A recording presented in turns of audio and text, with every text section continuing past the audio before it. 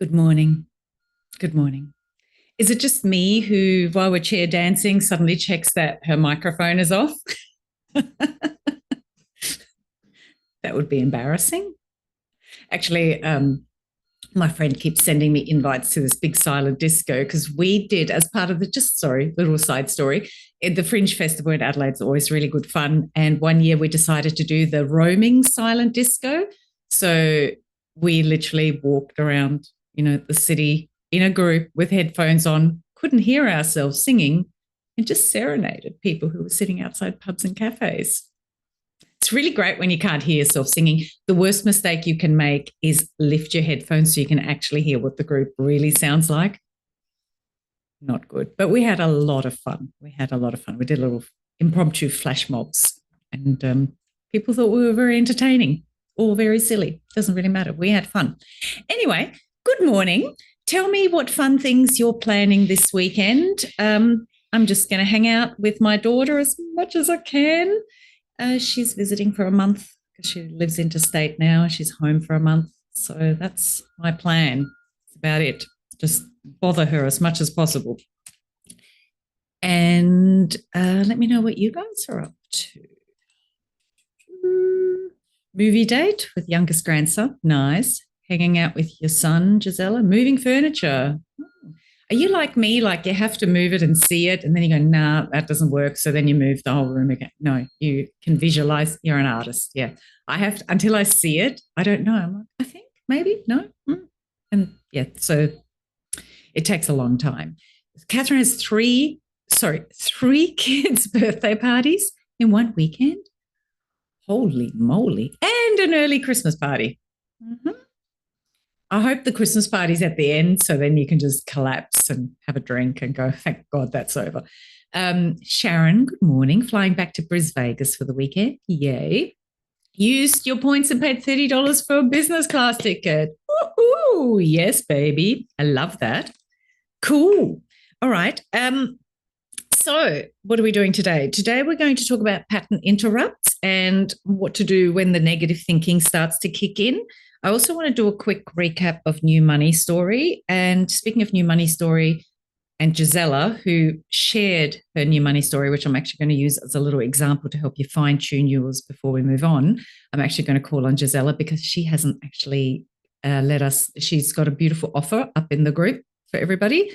And I wanted to just call on her to talk about that a little bit more before we get started properly. Sort of now? Can't. Oh, yep. Now we can hear you. Yeah. Okay. So I run my business is called the Creativity Counselor, and what I found out over the years that there's a really cool process where I can help people visualize and sort of make like a roadmap to sort something out. So if you're kind of in, when we get to that point where you have, I'm not sure which way I'm going, or am I doing the right thing, and it just goes around in circles in your head.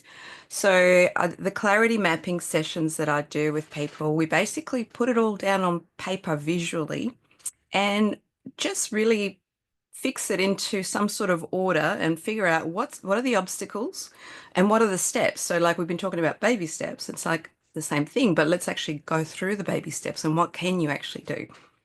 And then we also find with the obstacles is what you can actually do is I do a visual process that we kind of clear it, a bit like what we've been doing with Miriam's work, but in a visual sense, and replacing it with something different.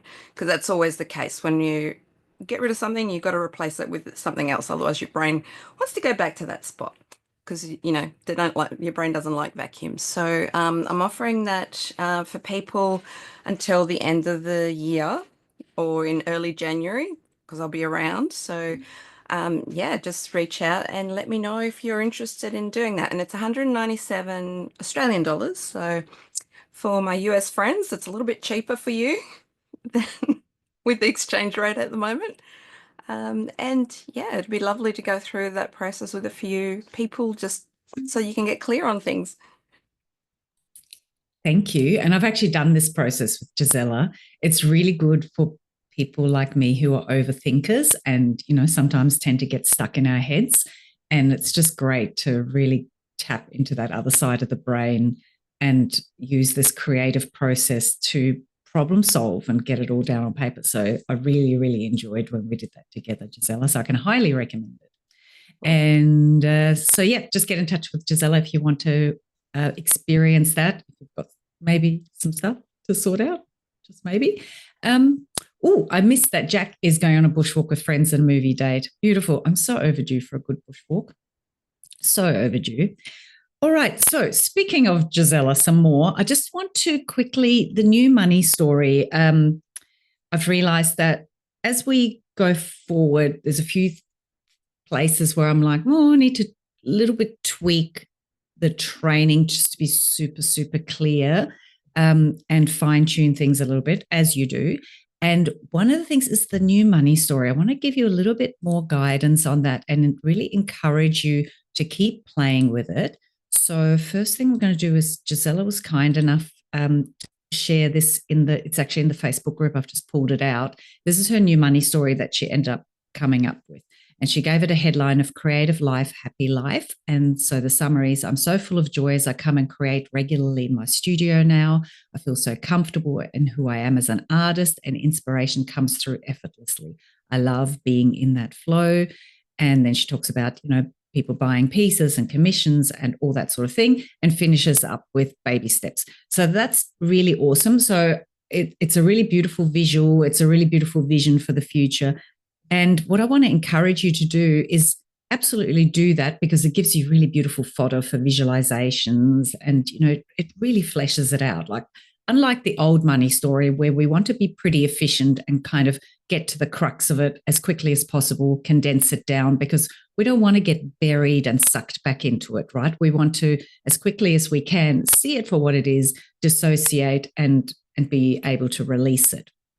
And you guys have done an amazing job. Like, this has been the most powerful round ever in terms of what the work that has been done with the old money stories. And people have just been going, oh my God. And I've been feeling it. So awesome work. So with the new money story, like, this is an amazing opportunity. So do this, and you want to spend lots of time on it. So it's great to get into it and get into lots of detail and play with it. And sorry, there's a really loud noise outside. I hope you can't hear that. Like, really get into it in great detail, immerse yourself in it, rewrite it, like write different versions of it, write like different days of it. Absolutely. One of the exercises I really have loved doing in the past for myself is kind of keep my future self diary. So each day I just sit down and go, oh, this is what I did today, like as my future self, and always writing from that perspective, because it's about getting really comfortable with it, normalizing to it. It's about like starting to embody it. And that starts by being really comfortable in the feeling like you are in that place. So one little extra step I would encourage you to do is, apart from everything I just said, is just have a really condensed version as well of your new money story, where you have the headline and then you answer, just like we did with the old money story, you answer some specific questions and have like a really succinct summary of it, so that you can go, right, all those other things with all the beautiful detail and the gorgeous, juicy stuff I can get my teeth into, that's great, but it's all part of this umbrella story. And so the questions you want that short summary to answer is, what is the new belief that you now choose to embody? What is the new belief that you now choose to embody? Where can you already see evidence of that? And what specific and consistent baby steps are you now taking that embody that story? That are you actually living and breathing? It's not just a story out there anymore. It's your story. It's your everyday story. So what is the new belief that you are now embodying, that you're now choosing to embody? And remember, you can use transitional language, like feel into it, be honest with yourself. And if you need to use that transitional language and soften it, do that. And then over time, you can always start pulling that transitional stuff out of it. So what is the new belief? Where can you already see evidence of it? and what specific and consistent baby steps are you now taking? So when you do that, it gives you that beautiful little summary that you can have front and center and you can keep checking back against. So I thought that was well worth just spending a minute on before we get into what we're focusing on today. Does anyone have any questions, comments, thoughts on that? We'll move on, just checking in. You're all good? Okay. And hello, by the way, if you're watching the recording, I forgot to say hello. Whenever you watch the recording, it's really helpful to jump into the Facebook group and give us your ahas and obviously any questions as well. Okay, quick heads up, webinar next week. I did a video in the group yesterday. If you haven't watched it, please watch it. It's Blow Up the Hamster Wheel. It's basically the kind of pre-launch of moving into a whole new beautiful space and container next year and transitioning to the Freedom and Ease Business Academy, where we're going to add some other really valuable aspects around magnetic money. So register for that webinar if you haven't yet and go watch my video that I did in the group. And now let's talk about pattern interrupts, which is all about your negative thinking, because we want to make sure that we don't let that momentum build, right? So, and Sharon just said, my action has almost been like a pattern interrupt. Well, it actually is, right? New action is a pattern interrupt to the old action. So the reason I call this module pattern interrupt is because it is all about interrupting, cutting into the old pattern, breaking it down. But just as Gisela just said when she explained about that work she does with her offer, it's about actually, you're creating the space. You need to make sure you fill it, because otherwise the weeds are going to start growing again. So let me know in the comments, when negative thinking starts for you, what do you usually do? What's your first response? And if it's to panic, that's okay, tell me that. But what do you usually do when you realize that you're falling into some negative thinking, that it's starting to become like noticeable? It's not just one little odd thought. It's starting to gather a bit of momentum. What do you normally do? How do you deal with it?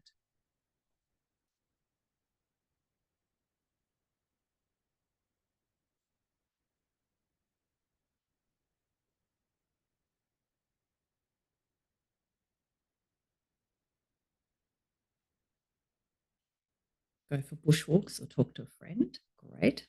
Both great pattern interrupts. It's like a monkey on my shoulder, says Sharon. I reach over and brush it off like that.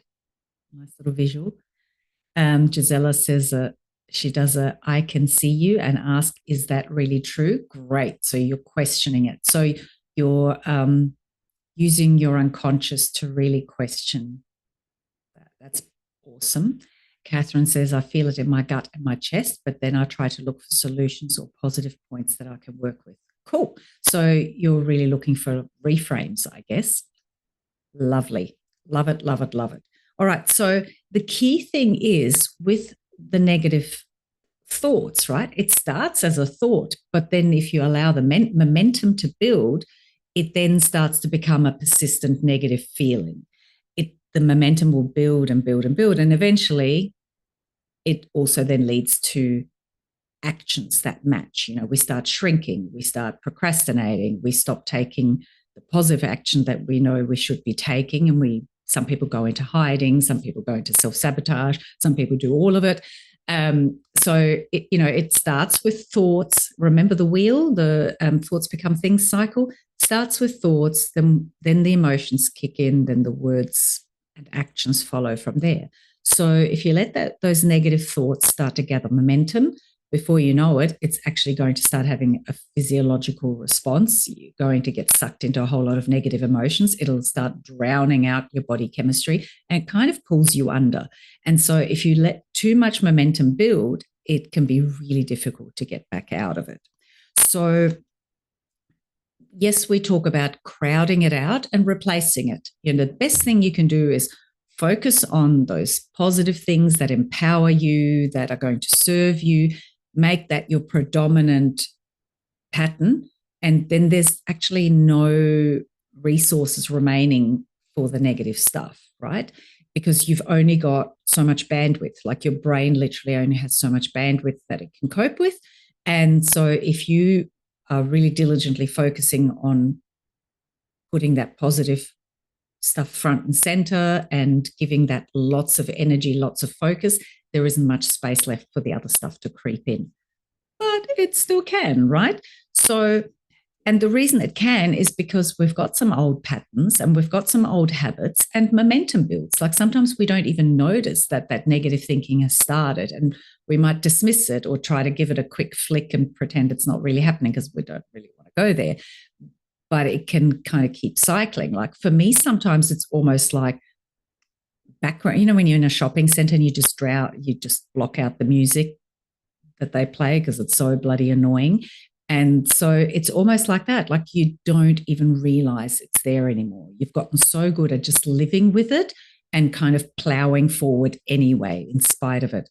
And so, you know, all of that means that it can sometimes creep up and get to the point where we've built some really negative momentum, and then it's really hard to get out of it. Then we've gone down that negative spiral. You know, we've got the negative thoughts, but we've also got the negative emotions that's really affecting us physiologically. And then, you know, we've stopped taking action, or we're taking action that isn't really serving us. So the key is, you know, really to get better and better at noticing it early on and just nipping it in the butt. You know, just like you take your rubbish out regularly. You don't wait until it stinks and there's rats kind of crawling in and out of your bin. Sorry for the visual, but it helps, right? So yes. So you take the rubbish out regularly because you don't want to cause a problem. You just go, yeah, I'll just take this bin out. It's no big deal. Or you get your partner to do it. Because I always go, that's a blue job. We have this blue job, pink job designation, but I try and make everything a blue job. But it's, you know, it's a quick and easy thing. It's just, oh, I see you later. So it's about getting really good at recognizing it nice and early before it becomes a problem. So let me know in the chat box at this point in time, and Catherine's already talked about, you know, feeling it in her gut and chest. And I wonder if there's an earlier time than that, then you can even be aware of it. Because think about it, like if it's already starting to manifest as a feeling in your body, maybe you're really in tune, and that is the earliest warning sign. But is there maybe something even earlier? Like right now, and I know you're not in the middle of it and hasn't hopefully just happened in the last 10 minutes, but just thinking about when that happens, or whatever is the last thing you've been worried about, or maybe gotten yourself into a negative spiral, what do you think's the earliest warning sign that maybe you could have noticed? Take a moment to think about that and let me know in the comments. What do you think's the earliest warning sign?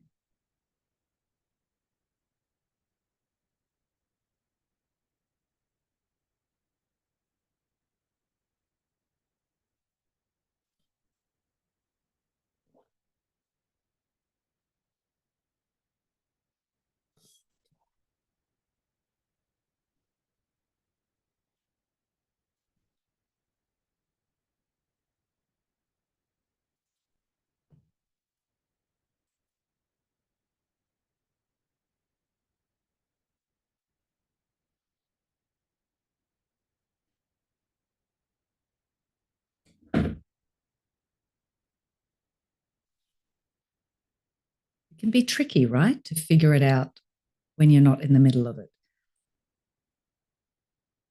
So let me just read a couple of these as they're coming through. Gisela says she notices that the thought becomes repetitive. Awesome. Sharon says the earlier trigger is I'm deciding to go shopping or a bill comes up on my email. So that's interesting because that's outside of you. And so that's what might trigger it. But what's the first sign that that outside thing, event, is causing a reaction in you? Because, you know, yes, we want that to no longer be a trigger, but you can't stop the emails from coming. So what's the first sign for you that, oh, I'm heading in the wrong direction here? Jackie says, I start worrying about other things with no good reason. Okay, so things unrelated to whatever's going on, like you start sort of doing the whole catastrophizing thing. Cool. Okay, cool. Jack says, I think it's a sinking or tension feeling in my body, usually gut first. Yep. And then the inner dialogue may start, usually with it always, it never. Yeah, those really, what's the word for that kind of language? Oh, it's escaping me right now.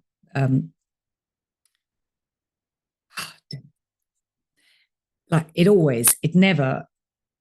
It's very...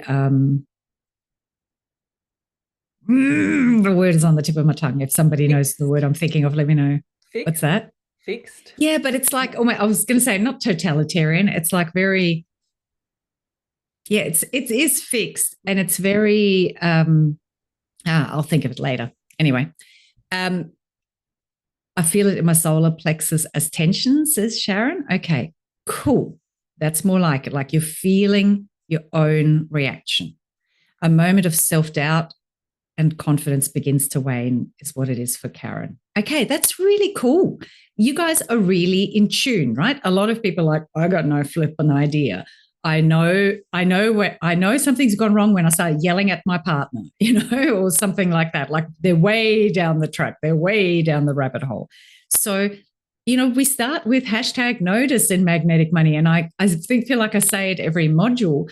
That's why we start with #notice, because the more self-aware you become, the easier all of this work becomes, and the more in control you are of your vibration, of your mindset, of everything you do.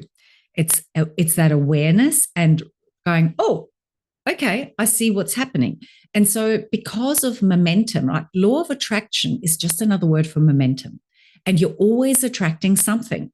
You're always, building some sort of momentum. Sometimes it's build a little bit of momentum, stop, build some different momentum, stop. And so you don't get a huge amount of momentum in one direction going, but you're always attracting something. You're always starting to build momentum in one direction or another.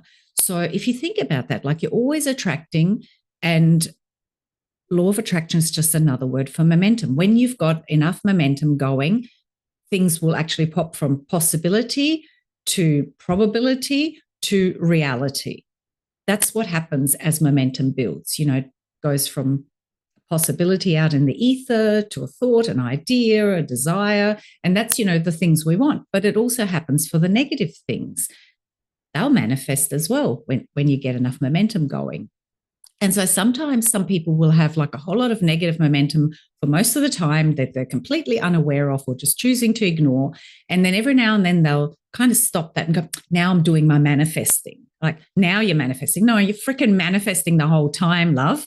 And you're just pretending that you're only manifesting when it's the good stuff, but you're also manifesting all the shit stuff, because either you're the creator of your world or you're not. You can't have it both ways. And the universe isn't judging you or overriding or overruling or playing God or playing, judge and jury. It's all you. So once we take responsibility, then it's like, okay, I'm always manifesting. So I'm responsible for all of it. And so, yeah, sometimes people they'll spend a lot of time in just caught in negative momentum because it's their normal. It's what they're used to. It's their programming, and it's what their body chemistry is literally used to and addicted to. It just feels normal. And then they'll stop and go, okay, now I'm going to manifest the thing I really want. And they stick with it for like a day or two, or they'll do like 20 minutes a day, but then go back to the other, old patterns. And then they go, oh, but why is nothing working? Why am I not getting what I want? And, if you actually had like a chess clock or something like that, where you could time, like where you could just hit the button when it's like negative, positive, you'd find that the scales are reflecting exactly the results that you're getting. And yes, there's a time delay and all of that, but you get my point, right? Jackie says, shit stuff. Yes, manifesting my daughter and crew will be late arriving and cause a ruckus while in this meeting and they run out of gas. Yes. So awareness, right? And honesty, because what we want to do is we want to be able to catch it earlier. The earlier you catch it, the more control you have, because then there's not much momentum going. Once more momentum's going, it gets really difficult and you're not even the right person to deal with it anymore, because once you become emotional, once you get caught up in negative emotion, you've gone unconscious and you're just reacting from that place of, that scared little child or that person who got hurt in the past who's just trying to protect themselves. Like you literally go unconscious and you go back into that protective state. And then you're not the right person anymore to deal with this situation. And that's why if you've got too much momentum going, you just got to let it go sometimes and go, you know what? I'm done. This is beyond me. There's nothing I can do. Like I'm not going to step in front of a runaway train and try to stop it. So I'm just going to get myself out of the way, go for a walk, go for a nap, go to sleep for the night, try again tomorrow, because too much momentum has built, right? But if you can get good at spotting it earlier, then you can maybe slow it down, maybe even stop it altogether, maybe even turn it around. So the more aware you are, the earlier you can catch the negative momentum, the more control you have and the more power you have. So it really is about paying attention. Okay, so we have some fun tools that we can use for that. Having said that, it's not about, oh, I've got myself into trouble, now the tool's going to fix it for me. Right? It is about becoming more self-aware and catching it early. And if you can avoid even going there, you don't need the tools, right? The tools are not a magic one that's going to just erase everything that has just been going on. The rubber band method. I am such a... Okay, do you want the rant? No, I'm not going to give you the rant. I hate that rubber band method because you're punishing yourself, right? It's horrible. It's really horrible. People punish themselves, literally physically harming themselves. And I think that's just such a horrible, horrible method. Yeah, it just feels like you're doing something horrible, like you're being really mean to yourself. It's like your parent spanking you because you spilt stuff because you're a bit uncoordinated rather than helping you become more coordinated. So, yeah, it's just... Ugh. Okay. But I won't get into a rant because I want to give you guys time to play with things and practice. So we're going to split up into little groups. Let me talk about a few of the tools. So first of all, we're on module 11, right? And it's actually in the members area. It's under the mindset tab. Even though it's module 11, it's part of mindset because it's a bonus module. So you'll find it there. If you haven't watched it yet, please watch it because I actually go through all the tools in detail. We're going to play with them and practice them in a minute. Not all of them, some of them. And also you have access to, in the member bonuses part of the Magnetic Money Club section, there is a workshop on, what's it called? Flip negative thinking. So there's a couple of extra tools in there as well. And that's a really hands-on kind of workshop too. So you do have those tools in both the general training area, but also in the members area. There's some members bonuses and there's that workshop in particular. So let's talk about the one that this module is named after, which is pattern interrupt. So pattern interrupt is, like the word says, it's something you just do to interrupt the pattern. Like, I'm going to go do something else, or I'm going to do something that distracts me. So a really simple pattern interrupt is a method called delay and distract. So you can literally, and it's great for stop smoking, but you can apply it to thinking too. Because if you're like, you catch yourself starting to worry about, paying the bills this month, let's use that as an example. You start worrying about paying the bills this month, and you start doing the mental maths in your head. When this is how much is in the bank, and you realize you're starting to do it, and so you can just go, you know what? I'm not going to think about that right now. I'm going to think about that later. So the key with delay and distract, which is a really helpful pattern interrupt, is that you're not saying no, you're not trying to stop, like step in front of the train that's gathering momentum. You are you're actually going in a minute, and your unconscious mind is used to having to wait for your conscious mind to catch up.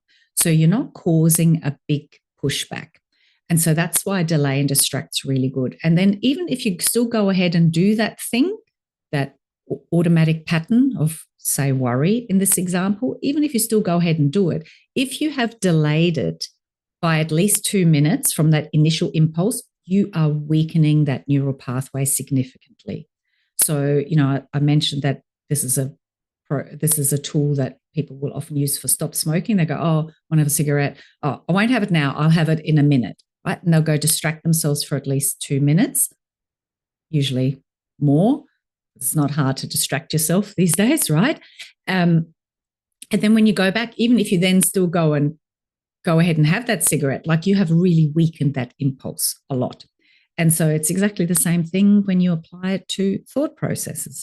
So pattern interrupts are really great. You can use things like a universal truth, which we've played with before. Hopefully you can remember one of your universal truths, like it all works out in the end, or the universe has it covered, or I've worried before and it turned out that was a waste of time. Things like that, like big umbrella statements. Now, a lot of people like to use affirmations. I have a little bit of an issue with them because I think you're making it unnecessarily difficult for yourself. But an affirmation, just realize that it's actually also a pattern interrupt. Like you're distracting yourself from that other thought pattern by just, basically smashing yourself over the head with something that's a more positive sounding thing. If you're somebody who likes affirmations and you're going, Miriam, I like them, stop telling me that they're not the best thing. Use affirmations if you can. Affirmations is when you ask a question of your unconscious. It's really resourceful because you get your unconscious to work on figuring stuff out. So you go, I wonder how this can just resolve itself really easily. I wonder how it might all work out, right? I wonder how. And then your unconscious go, instead of being stuck on a problem, or instead of you trying to like spin it around and step in front of a runaway train, which is usually what an affirmation is. It's like, oh, I am now such a joyful multimillionaire who just lays by the beach all day and has a Swiss bank account overflowing with gold bullion. And then, the voice in the back of the head goes, yeah, right, laugh, bullshit. So an affirmation is still a pattern interrupt. Sorry, what was I before I distracted myself? But it's not resourceful in that way, right? Because your unconscious is actually going, that's bullshit. That doesn't fit. So an affirmation where you ask it a question like, I wonder how, I wonder what's possible. I wonder what solutions there are that I haven't seen yet that can reveal themselves to me. Those sorts of questions, your unconscious is actually then going to start looking for them. It's going to go, oh, okay, you give me a job to do. No worries. And it'll start looking for them.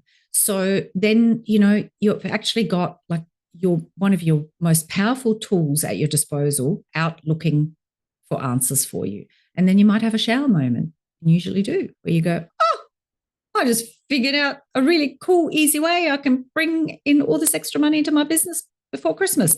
Yay. That's awesome, right? Because you put your unconscious to work rather than smacking yourself over the head with an affirmation and just causing a whole lot of resistance. So that's it. I'll leave it there. Okay. So pattern interrupts can be verbal things like, one example I like to give a lot is if you get a big bill, you can go, lucky I'm rich. So you use a bit of humor. You can do that when you're in a restaurant, and you get a big bill and you go, oh, who ordered the third bottle of wine? You can do that, when you get a big bill in the mail or on your emails. Lucky I'm rich, or things like, oh, lucky I do have that Swiss gold bullion, right? So because it's a bit of a joke, it's soft. And so that's a good pattern interrupt as well. And then, of course, you can do physical pattern interrupts. You can go, right, I'm just going to get up and go for a walk. I'm just going to go and have a cup of tea. I'm going to go do some exercise. They're really good pattern interrupts. And pattern interrupts are really ideal for very early intervention when it's still just at the level of thought and you haven't got a lot of momentum yet. So you've got to catch it early. Pattern interrupts are great if you can catch it really early. Does that make sense? Pattern interrupts, I think most people have heard of them, are familiar with them. We talk about them a fair bit. So just want to make sure everyone's okay with that, because there's more fun things that I want to give you a chance to play with. So two sort of similar, but kind of different. Where are we?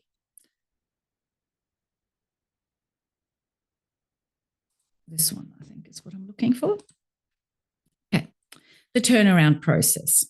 Okay, so we're now talking about negative emotion has started to kick in. So a bit more momentum has gathered, and often people won't notice anything until they're getting into that emotional state. And you do have more momentum, so then you need like kind of a bigger tool, right? So the turnaround process is where you actually recognize, okay, this is what's happening, but then you zoom out and you look for a wider perspective and a positive reframe, and then you can add your universal truth at the end. So it's a way of getting your unconscious to just zoom out for a moment and look at a positive perspective, and then add a universal truth. And it sort of helps calm your nervous system. So I've got an example here. So you state the worry, then you zoom out, look for the reframe, and then you add your universal truth. So example. Hold on. There we go.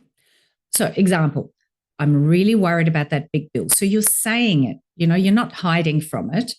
You're actually meeting the momentum where it's at. I'm really worried about that big bill. And then you zoom out, go for a wider perspective, bigger picture, because what happens when you get sucked in is you go narrower and narrower and narrower, and you focus on more and more detailed things, and you stop seeing the bigger picture. So we want to actually be able to take ourselves out and see the bigger picture and look for a positive reframe. So, for example, but then again, I've had bigger bills than this and it all turned out okay. And then you just add your universal truth. It all always works out in the end, or it all works out in the end. Does that make sense? So I'm going to give you some time. We'll split up into little groups so you can each have a go at one of these. And then we'll come back together as a group.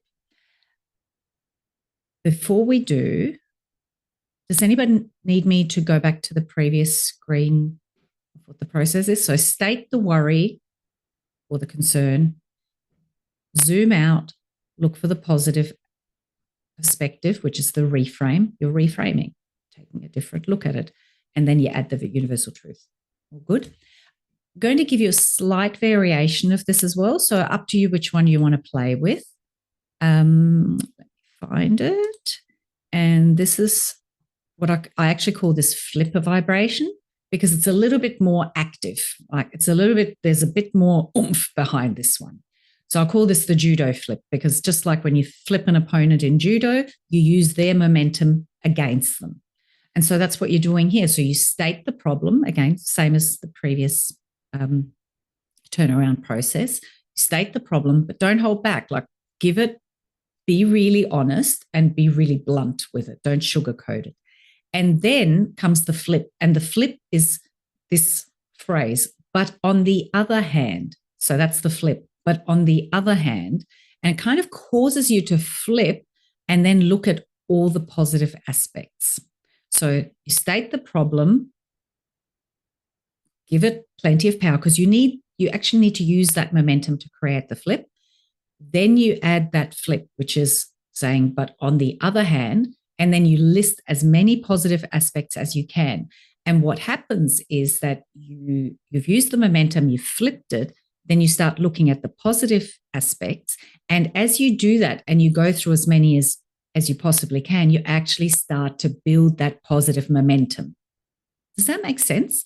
So you've used the negative momentum, you've flipped it, and then because you just get on a rant of positive aspects, you're actually then building positive momentum. So that's why it's called flip the vibration, because you're literally using that vibration to start heading in the other direction. So this is, you are managing to get, it's probably not a train at this point. You're managing to get the runaway car to do a U-turn.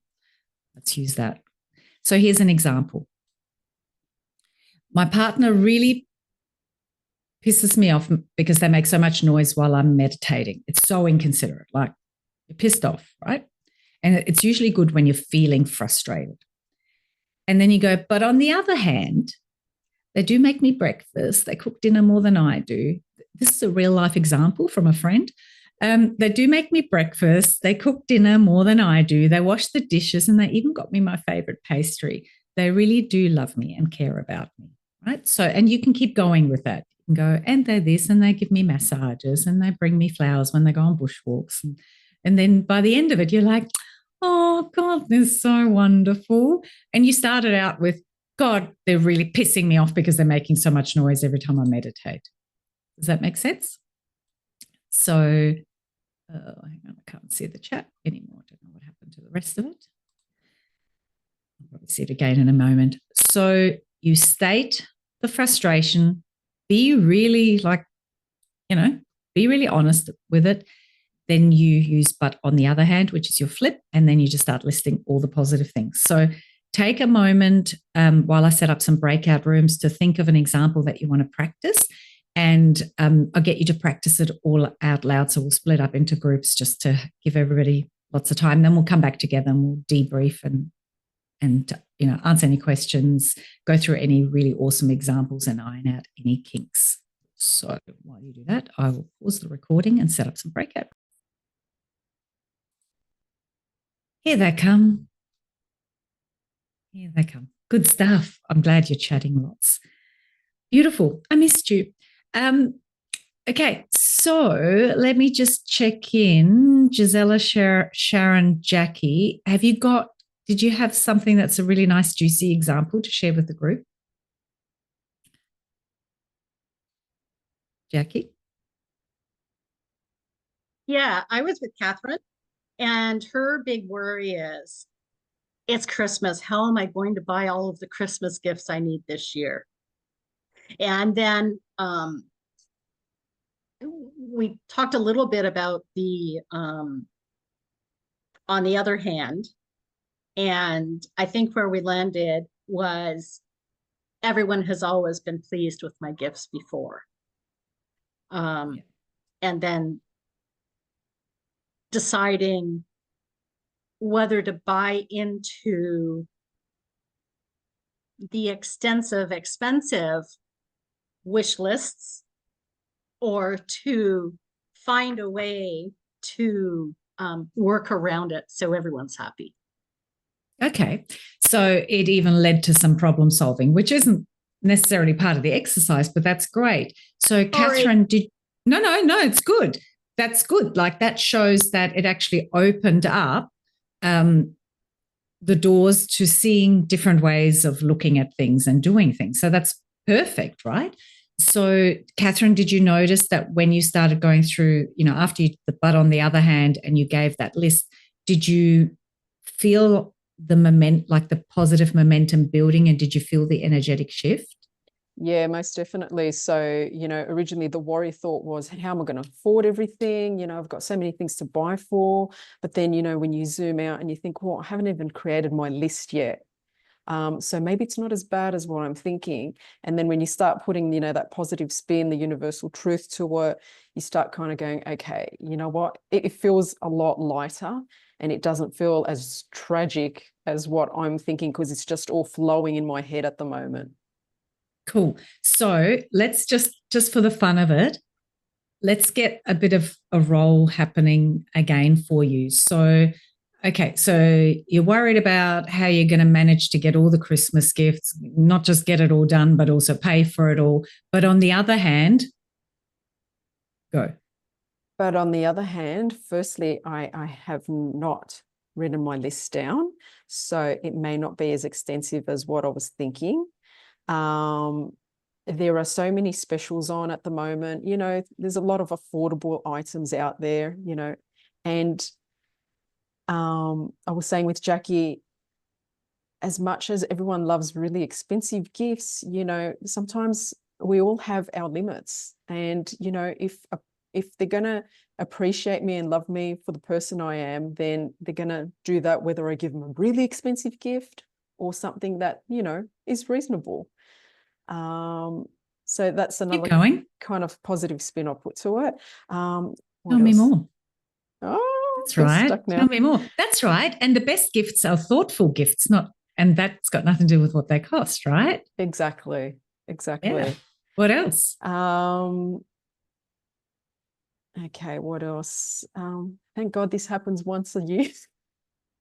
It only happens once a year, and it only happens once a year. And now that you've got a money system sorted, next year is going to be so much easier again, right? Hallelujah And to that. yeah. And how much fun is it to just go, you know, maybe even you can set like a little limit for each gift and then make it a really fun exercise to go, what's the coolest, fun, quirky thing I can find for people that's so their personality? And then it's nothing to do with how much you're spending. It's about just finding like the perfect thing for each person. And it gives it a Yeah. whole different spin. So see how you can get like on a roll. Yeah, and maybe just looking at it from a place of love rather than a place of, oh, this is just something I've got to do, you know? Yeah.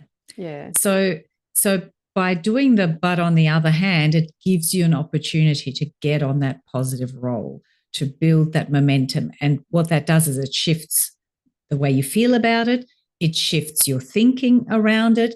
And it also starts opening up your mind to solutions and ideas, right? So you really want to, like if you're using that, the flipper vibration where you get on but on the other hand, and then you just get on a roll, keep going for as long as you possibly can. Like it's about just, you know, continuing. And if you've got a buddy to do it with, like I did for you, I don't know if you guys remember, but we've used it before. The term "that's right" is really powerful, right? So you can go, that's right. So you can do it for each other. Go, that's right. And this, that's right. And then that's right. And here's another idea. That's right. That's so cool. That's right. That's so much more fun. That's right. And you could also do this. And it just builds this amazing positive energy. And, you know, by the time you're a fair bit down the track, you forgot what you were even worried about in the first place. So, yeah. True. And you can do this with anything. So remember that as a really good process. Like when you get into that, you know, like I said, this is a process where negative emotion has started to sort of become persistent. That's a really good time to use it. So there's the two slight variations. It sounded to me like you also added the universal truth.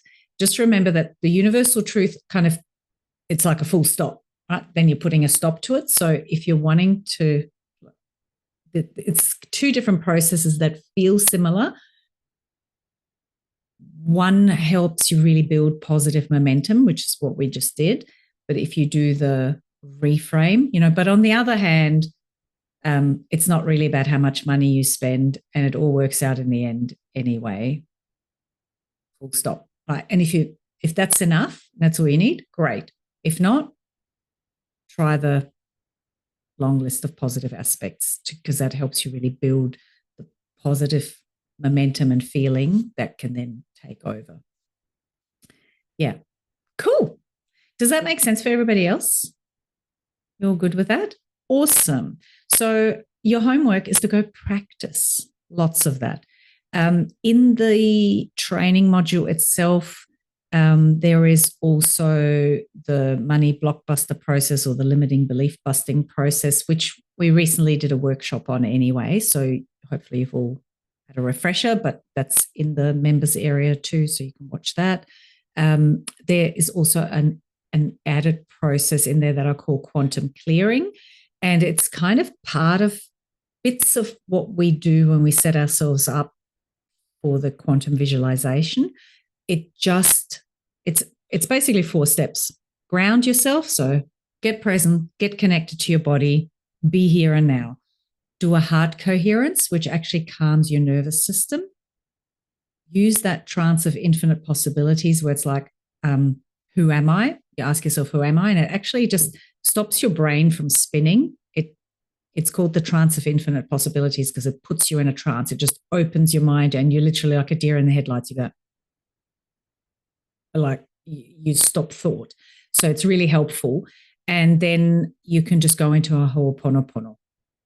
And so that is a really helpful process that I use when I'm just like, I don't know, I'm just beyond it. And when I try other processes that are a bit more structured, I just feel a bit stuck or lost or like I'm forcing it. I just do that because it just resets your nervous system. It disconnects the neural pathways that are firing at 1,000,000 miles an hour, and it just calms your farm. And you're basically going, you're reconnecting to, higher self, higher power, going, all is well. You've got it under control. Like, it's like letting go of the reins. Fuck it, I give up kind of thing, right? So that's a really helpful one too. So review that when you get a chance, if you haven't yet, to watch the training. And let me know how you go in the next week in the Facebook group. If you've got any questions, I'll put up a few prompts to ask you how you're going. And then next week, today we got to play with our own negative thoughts. Next week, we get to talk about how do we deal with negative people and influences around us, which is our lucky last call for this live round. So look forward to seeing you all then. Have a beautiful rest of the day. Have a gorgeous weekend. Thanks for coming to play. Bye, everyone.